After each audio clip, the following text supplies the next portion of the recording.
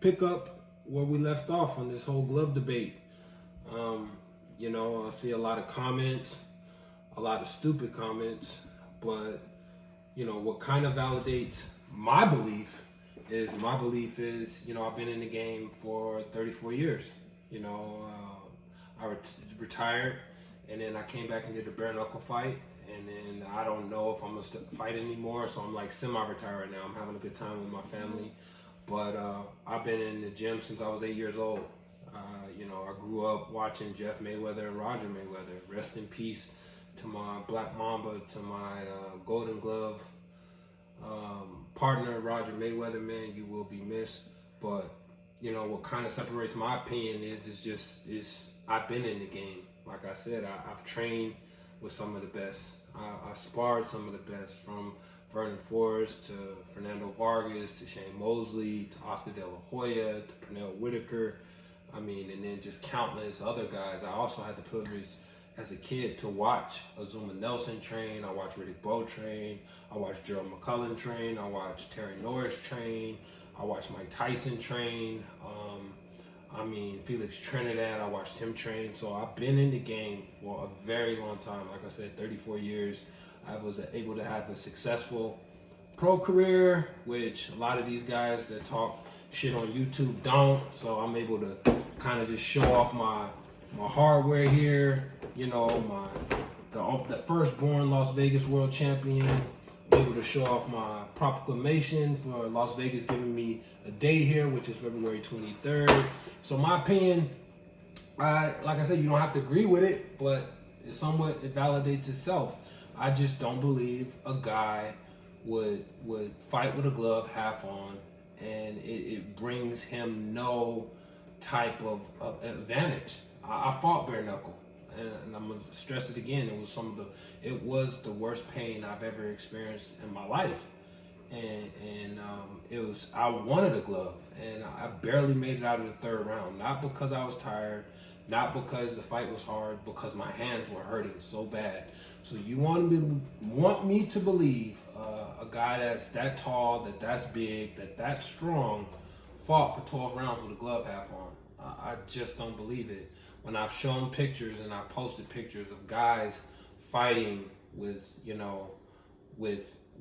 like I said, the thumb wasn't always attached to these gloves. I said in my last YouTube video, the thumb wasn't always attached. You see the picture I posted of Muhammad Ali, the thumb wasn't attached.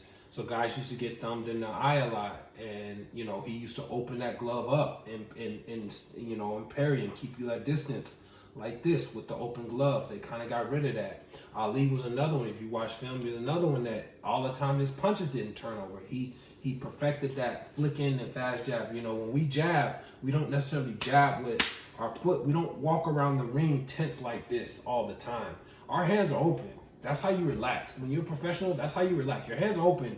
You don't only close them on impact. That's when you close the hand. The jab, most of the time, is never just rock hard like this. It's always like this. I was taught to jab like this. It makes it faster. So that's the way I was taught. I have countless film.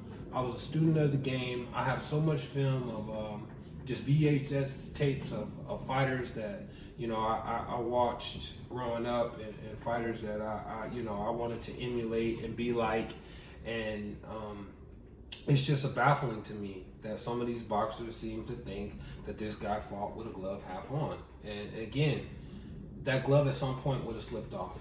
Everybody knows that I can spar 100 odd rounds in a camp. 150 rounds I can spar in a camp. Everybody knows that in 12 rounds, that intensity and that level is going to be different. I can spar 30 rounds a week, and I can go in a fight and fight one 12-round fight, and I'm sore for days after. And you say, well, why wasn't you sore like that in the camp? Because the fight is just different. So at some point, those gloves to me would have slipped off. They would have, came off. It's just very hard, and then you still bending the glove back, like I showed in my video. You still got glove in the way. And we're really talking about the first fight. So why is all this coming up now? And I do believe if the roles were reversed, and if it was Wilder, you guys would be saying something different. Oh, well, no, it's not that. No, he won fair and square. Get the hell out of here. You guys making up. Listen, man, I've hung out. I'm very fan friendly. I answer DMs on Instagram. I interact with fans on Twitter. I've hung out with fight fans from the UK at big boxing matches. I'm very fan friendly. If you got some respect, I'm gonna respect you. And I interact with all fans. I'm very fan friendly. But to sit up here and say, oh, that I'm supposed to be pro black because Deontay Wilder is black, like we've never thought of like that. Like growing up in Vegas, like I had Mexican buddies, I had white buddies, I had black buddies that I was like really cool with. Like we support everybody. I mean, you guys have that beef. You fans have that beef. You stupid ass YouTube bloggers have that black and white beef. We don't look at shit like that. Like we really just embrace each other. We have our opinions like this guy can't fight, that guy can't fight, but we don't look at a fight. If I got a guy like, fighting somebody, I don't say, oh, I got to root for him because he's black. If I knew the guy in the amateurs and I came up with him, I'm gonna support him because that's my teammate, that's my guy. Like I got a lot of guys from the 1996 Olympic class that I was, with Fernando Vargas. I got a lot of guys that I was cool with from that class. I think it was the last great class we had. I think it produced a lot of world champions. Zab Judah, myself, Floyd Mayweather, David Reed, Antonio Tarver. I mean, it produced some great heavyweights who fought for world titles. David Diaz was in that class. It was just a lot of great fighters in that class, man. So to sit up here and say that I gotta support a fighter because he's black and I can't have an opinion, and now I'm a coon because I see something different. Like you call a black man a coon, you better be strong. You better have some strong backing to do that because I've been on the front lines talking about injustices. I've spoken out publicly against number 45 about some of his rhetoric towards Colin Kaepernick, some of his rhetoric in Charlottesville with we got very fine people on good sides. Some of the rhetoric, I've been at the front lines marching when Trayvon Martin got, murdered. I was there when Eric Garner got choked out. And, I was the one when I fought Lara wearing the I Can't Breathe shirt in the ring. So to call a black man a coon, you got to have some serious backing because I don't necessarily believe that my man fought with the glove half on. That's crazy to me. That's crazy to me. You gotta have some proof of that, and I'm gonna stand by that. I don't have to support most beefs that people have with each other in the boxing game. Most shit that we talk to each other, and it's all love. But most beef that people have is mostly made up of black fighters beefing with each other. So why do y'all make this about a black, white, black, and Mexican? Like it ain't about that, man. You guys supposed to support whoever you support, and I support. And I get that. If you want to support the black fighter, support the black fighter. I'm all for the black fighter. I'm all for making money. Back in the day when when Top Rank was saying black fighters couldn't sell, I didn't believe that. But the times have changed now. We got Bud Crawford, who's one of the, pound for pound, one of the best fighters in the world. He's making millions of dollars. We got Earl Spence making millions of dollars. We got Gervonta Davis making millions of dollars. We got Julian Williams making hella money. I don't know if it's millions. We got Lara, who I fought, made good money over here coming from Cuba. I mean, most of your prime fighters are black. So because because I necessarily don't agree with a take that you guys may not agree with, don't mean that I'm a coon now because I don't believe that some of the rhetoric that Wilder is with, like I've been in them. I'm not a Wilder fan. I never said he couldn't fight. I'm just not a Wilder fan. And I've spoken out against that. I've spoken out against the fact that he's saying he want to catch a body. I've spoken out against that kind of shit. Like, I was the one in the ring. I was the one at MGM when Levander Johnson fought, I think it was Jesus Chavez. I was there. Like, I witnessed that man fighting his ass off, that whole fight. And then I witnessed that. I remember going home that same night, and then finding out that same night or the next morning that he had passed. Like, I don't take dying in the wing, I don't take that kind of shit lightly. Like, nobody wants to kill nobody. You know, and he says it so much. I think he believes it. Like, he wants that. He wants to kill somebody in the ring. And I don't think we're all athletes. We're all family, man. We have, you know, that'd be like a football player saying, yeah, I want to tackle him so hard, I want to blow out his Achilles and end his career. Like, come on, man. Like, we're not in it for that. Of course, you want to knock somebody out and you want to win, but to say you want to catch a body, that's deep. So I'm not a Wilder fan, but I'm a realist too. I haven't been a fan of a lot of people. I wasn't a Mayorga fan. You know, I didn't like what he stood for, smoking cigarettes, doing all that. I didn't like that shit. I wasn't a Mayorga fan. So did that make me I have something against his people because I wasn't a Mayorga fan? I'm not a Wilder fan. I'm a fan just like you guys. But because I don't support the black fighter, I'm a cool now. So you got people making YouTube videos, oh, he says this, he said, because it's true. You guys are proving my point. Go look at my Twitter feed. You guys are proving my point. Oh, you got Master got you to dance. Master did this because I don't agree with you. I don't agree with you. So I'm a coon now because I don't agree. So you got idiots, and I don't watch videos. As you know, I've learned to have tough skin. People can tag me on whatever they want to tag me with. I'll answer certain things. But bro, I'm not watching your YouTube video. Whether you talk about me or not, like, I'm not watching your YouTube video. But I got tougher skin than that. I'm built a little bit different, man. Come from a different era. My skin is built a little bit tougher. But, you know, to call a man a coon because he has a different opinion, because I don't necessarily agree, because it's true. Most black fighters don't, you know, first and foremost, you can count on one hand the majority of good white fighters it is in the game. And when I say white fighters, I'm not talking about the guys from overseas, because we all know the guys from the UK, they either play soccer or they're good at boxing. That's what they do. Some of the best fans in the world. They're good at soccer or they're good at boxing. And so when I say white fighters, I don't necessarily mean them, but we know in the States, there's not a lot of good fighters. How many champions we got right now? We got Caleb Plant. That's it. We got one good white fighter in the game right now.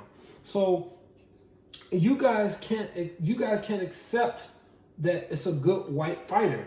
You guys can't accept that. So you look for any excuse to say, well, he cheated, he did this. And you guys are proving my point by the statements you made. Oh, he's a coon, he's this, he's that, because I don't believe the guy had funny raps. I don't believe the guy cheated. Like I said, I can't sit up there and say that the uniform was heavy, it wasn't heavy, Kenny Bayless cheated, or the excuses that man got to look himself in the mirror. I never made excuses after none of my losses. I never made excuses for anything. I went in there and I fought. I did what the fuck I had to do. I never made an excuse. If I would have lost that fight when I fought K9 for the world title, I wouldn't have made an excuse. The only reason I brought up that my rib was fucking bruised and I could barely spar the last 2 weeks because I felt good because I fucking won. Like, oh my God, I've overcome so much. A bruised rib. I shouldn't have fought. I shouldn't have been here. I couldn't spar like the last 2.5 weeks of camp. I did it. I accomplished all my dreams. The happiest day of my life. But if I'd have lost, you think I'd have mentioned me hurting my rib? My whole team, I've had several things happen to me in camps. Several things over the years that I won't even get into here, but just several things that my team can personally vouch for and say, yep, I remember that shit happened. I remember this happened in the locker room. I remember that happened in camp. That I've never even spoke about, because as a fighter, I learned from a young age, you don't make excuses. If you get in that ring, that's on you. It is what it is. So I've never made an excuse. But I was happy after I beat K9 because I did have a bruised rib. It was hurt for the last 2 weeks of camp. I couldn't spar. I got caught with a body shot in camp in the midst of throwing a hook or something in the middle, and they just hit me in the right spot, and it was bruised really, really bad. I was really scared. Floyd asked me, like, yo, you want to pull out? I'm like, no. It took me 13 years to get this shot. I don't know if I'll ever get it again. I'm not pulling out of this fight. No way, no how. And I went in there and I fought that man like that. And I won my title, so I was very excited. That's the only reason I brought it up. But anyway, so you guys can make all the videos you want. You can say whatever you want. I don't give a shit. This validates me. What you see right here, this hardware, it validates me.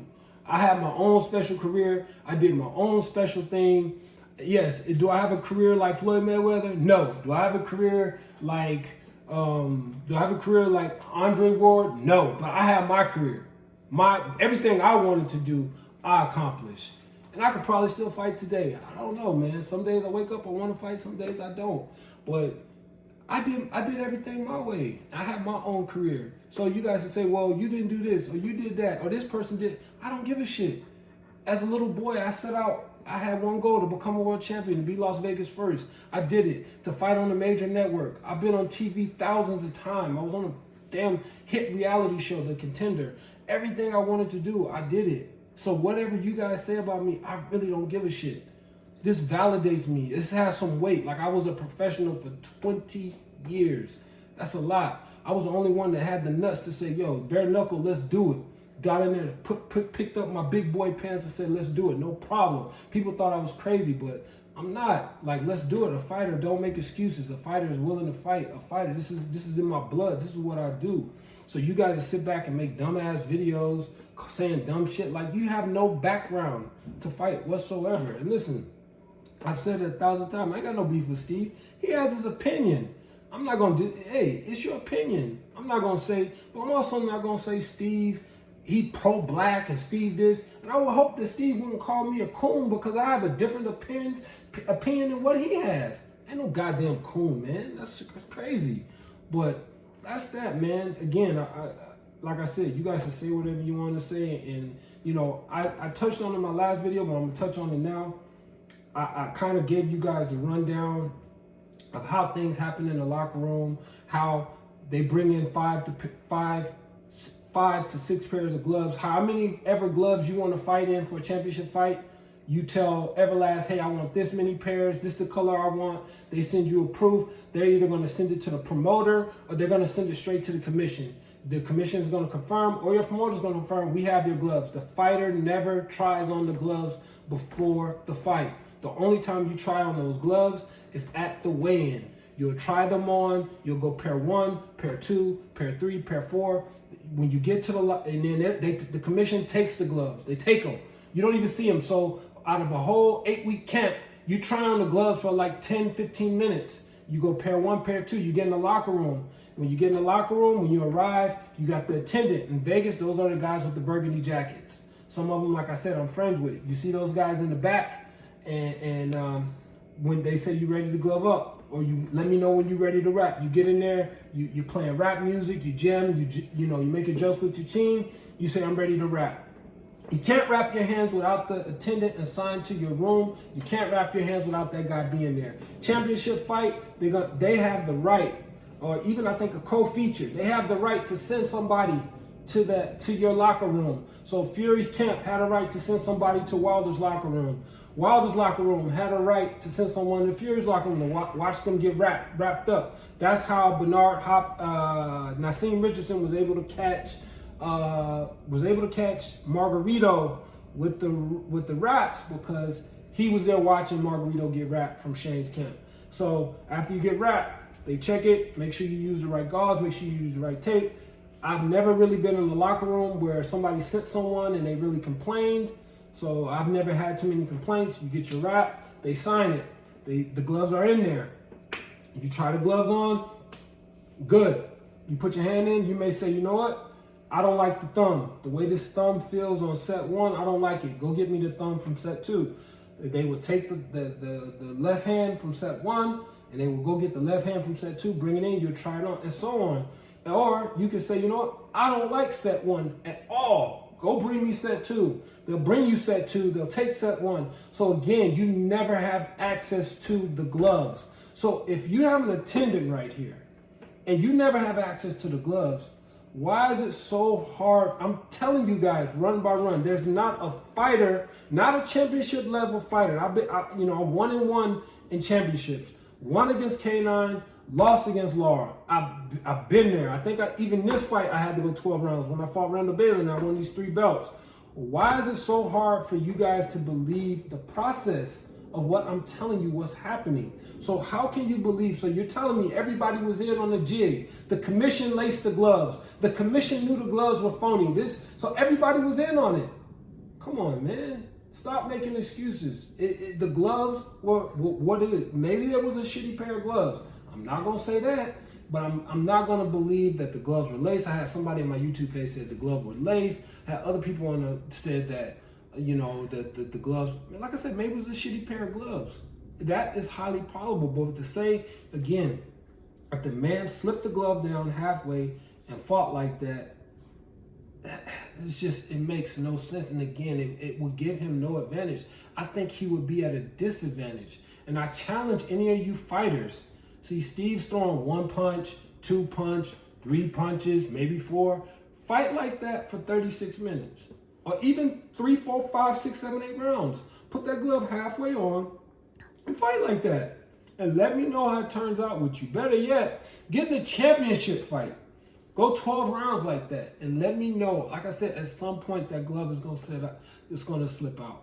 It's just my belief. I'm going to, you know, it's just what it is. And listen, Steve has every right to have his opinion. He's a former champion. He has many accolades that he has every right to have talk. I just don't believe it. You know, I just, you know, I don't. It's just something I don't believe, something I'm not going to sit up here and cater to. I've seen Ali with gloves like that. I've seen the great Ray Robinson with very loose gloves, flicking his jab like that. Ali kind of mastered his game by watching. If you look at the history, he watched a lot of Sugar Ray Robinson tapes.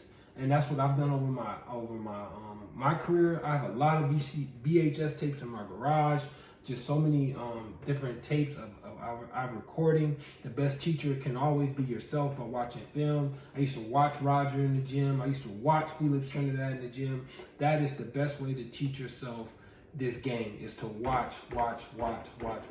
There was no YouTube when I was growing up, so every time HBO came on, every time Showtime came on, I recorded those fights.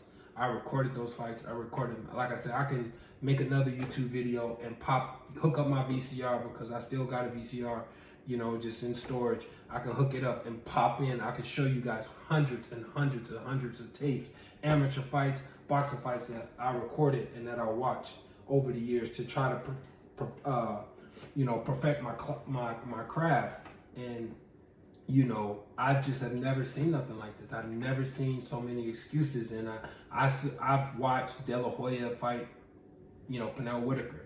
I watched De La Hoya beat Corte. I've watched, you know, Pernell Whitaker get robbed against Chavez. I mean, I've seen some I watched Lennox Lewis get robbed against, I think, Holyfield the first fight. I've seen some highly questionable robberies in my lifetime. And I've seen some conspiracies in my lifetime. But this one right here, man, in my 34 years in the game, 20 years professionally, this one takes the cake. This one takes the cake. So, like I said, I'm going to stick by this. You know, the name calling is kind of weak. It's kind of, I'm not even going to do you guys the pleasure of even saying your names, because, you know, my accomplishments speak for themselves. I don't need to validate the way I feel, what I feel. I don't have to be pro-black because I don't like this black fighter and I'm not a fan of that black fighter. I'm just not. You know, I'm not a fan of guys in my weight. They're too loud. It is what it is. I'm not a fan of those guys. You know, I'm not a fan of certain guys in my weight. I respect them. They're good fighters. I'll never say they wasn't good, but because I don't support every black fighter, there's a problem. That's crazy.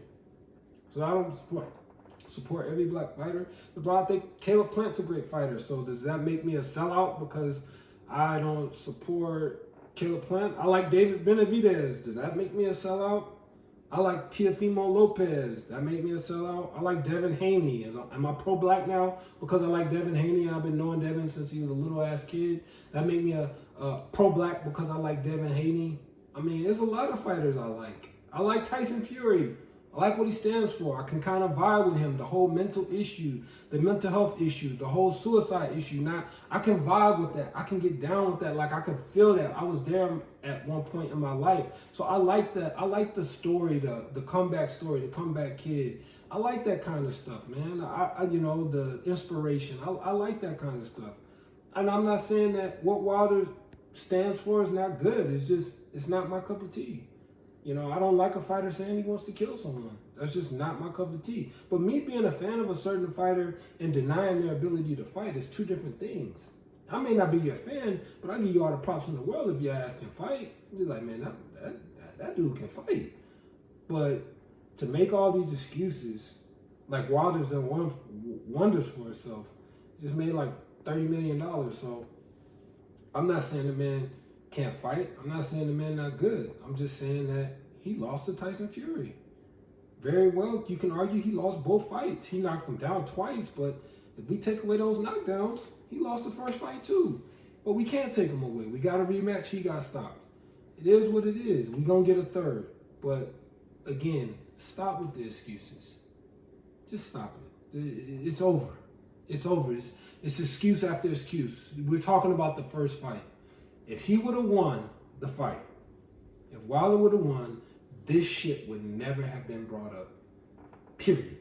He would have knocked Fury out. You guys wouldn't have even brought this shit up. That's it. I'm done.